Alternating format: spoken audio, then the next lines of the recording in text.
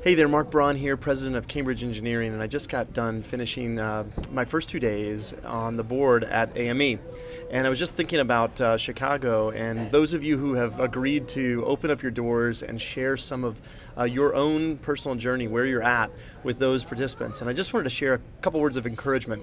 You know, we've been on the lean journey for quite a number of years, but over the last 4, we decided to open up our doors. We had to accept the fact that we are who we are, we're only as far along on the journey as we are, and we needed to be able to open it up.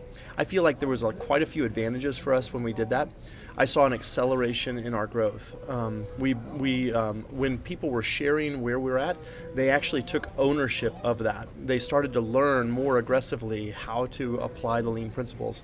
When our leaders were up in front and had to share how they needed to lead people in a way that uplifted and encouraged them, like lean principles would do, people-centered leadership, it actually strengthened their conviction of that.